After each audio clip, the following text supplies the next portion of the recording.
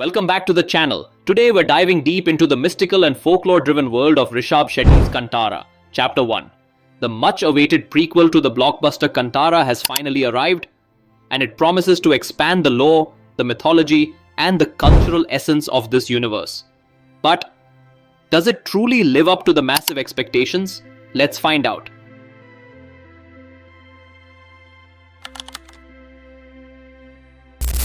Kantara. Chapter 1 takes us back in time, centuries before the events of the original film. This is the story of Burmi, played by Rishab Shetty himself, who stands as the leader of the Kantara tribe. On the other side, we have the newly crowned Bhangra king, Kulasekhara, portrayed brilliantly by Gulshan Devaiah. At its core, the film is about the clash between tradition and authority, between faith and power, and between a tribe rooted in rituals and a ruler hungry for control.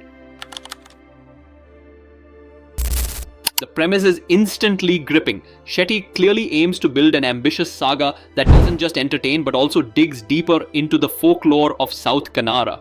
The film begins with a captivating introduction, rich in visuals and heavy with atmosphere.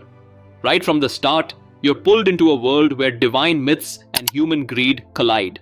The pre-interval sequence especially is one of the absolute highlights. It's intense, dramatic, and sets the stage for the grand conflicts that follow. Now, let's talk about the narrative.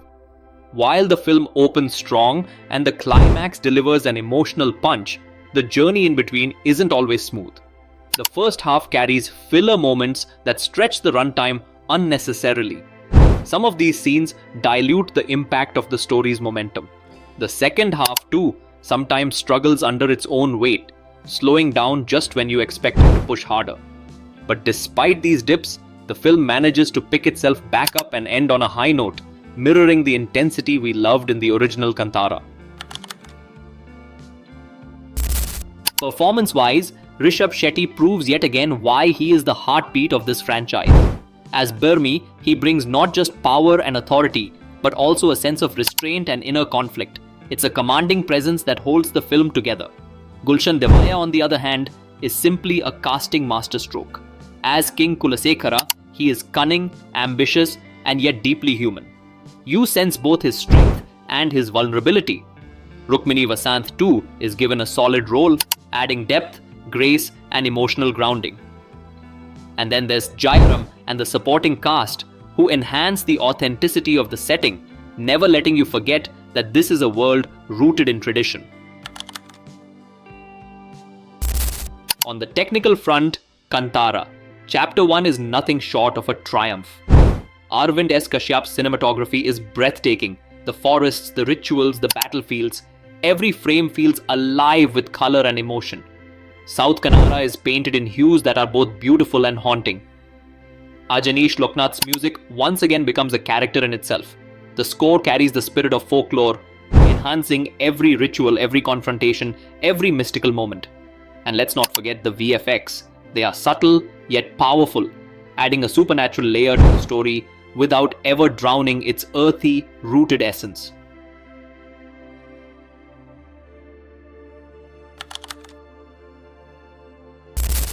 That being said, the film isn't perfect. The pacing, as I mentioned, dips in both halves. At times, the screenplay leans more on visual spectacle than organic storytelling. Another drawback is the elusive origin thread. Many fans were expecting a clear explanation of the mythology's beginnings, but the film chooses to leave some aspects ambiguous. For audiences unfamiliar with the traditions, this might make it harder to fully connect with the nuances of the story. But in the end, Kantara. Chapter 1 succeeds where it matters most. It pulls us back into Rishab Shetty's mythical world and leaves us with moments that linger long after the credits roll. The film is technically immaculate, culturally rich, and emotionally stirring in parts. Yes, it doesn't have the seamless storytelling of the first film, but as a prequel, it still manages to thrive on atmosphere, visuals, and strong performances. So, here's my verdict, Kantara. Chapter 1 is a visually stunning prequel that thrives on mood and magic, even if the narration falters at times. If you love the first film, you'll still find plenty here to immerse yourself in. What did you think of Kantara, Chapter 1? Did it live up to your expectations? Or did you feel it could have done more with the lore? Let me know in the comments below. And as always, don't forget to like, share, and subscribe for more reviews and deep dives into cinema. This is Playback Premiere signing off. See you in the next video.